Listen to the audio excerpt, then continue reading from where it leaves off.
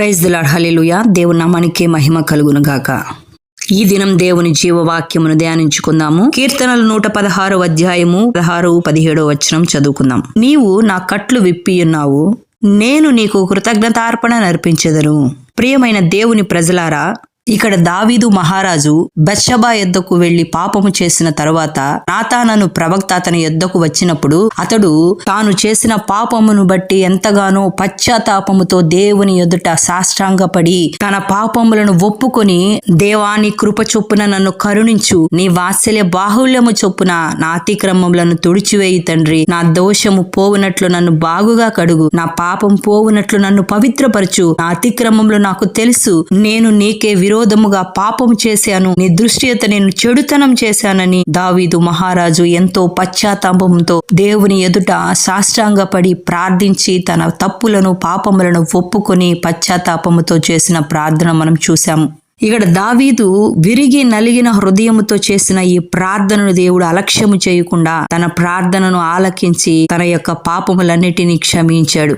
అప్పుడు దావీదు మహారాజు 116 కీర్తనలో మొదటి నుంచి ఇలా మాట్లాడుతున్నాడు. యెహోవా నా మొరను నా విన్నపములను ఆలకించి ఉన్నాడు, కాగా నేను ఆయనను ప్రేమించుచున్నాను, ఆయన నాకు చెవి యొగ్గెను, కావున నా జీవిత కాలమంతయు నేను ఆయనకు కృతజ్ఞతాస్తుతులు చెల్లించెదను.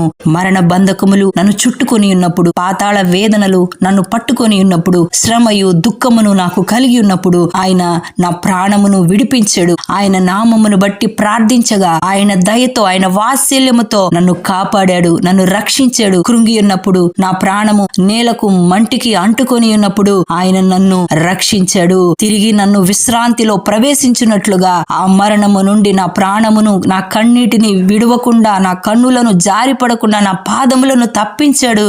అప్పుడు దావీదు ఇలా చెప్తున్నాడు, నీవు నా కట్లు విప్పి ఉన్నావు కనుక నేను నీకు కృతజ్ఞతార్పణ నర్పించెదను. హల్లెలూయా. దేవుని నామానికే మహిమ కలుగును గాక. ప్రియ దేవుని బిడ్డలారా, ఇక్కడ దావీదు పాపము చేసి పాపమనే కట్ల చేత కట్టబడిపోయి ఉన్నాడు. ఆ కట్లు ఎలా త్రెంచబడ్డాయంటే కేవలము పశ్చాత్తాపముతో కూడినటువంటి విజ్ఞాపన ప్రార్థన ద్వారా ఆ కట్లు త్రెంచబడ్డాయి.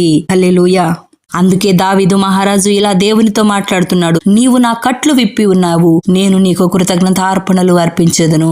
ప్రియులరా, మనము కూడా దేవునికి విరోధముగా అనేకమైన పాపము చేసిన వారమే. దేవుని కృప మనలను వెదికి వచ్చి పాపము చేత కట్టబడి ఉండగా ఆ కట్లను త్రెంచి మనలను చీకటిలో నుంచి వెలుగులోకి నడిపించాడు. కనుక మనము కూడా ఎల్లప్పుడూ కూడా దావీదు ఏ రీతిగా కృతజ్ఞతార్పణలు చెల్లించాడో అదే రీతిగా మన జీవిత కాలమంతయు కూడా ఆయనకు కృతజ్ఞతాస్తుతులు చెల్లిస్తూనే ఉండాలి. ఆమేన్.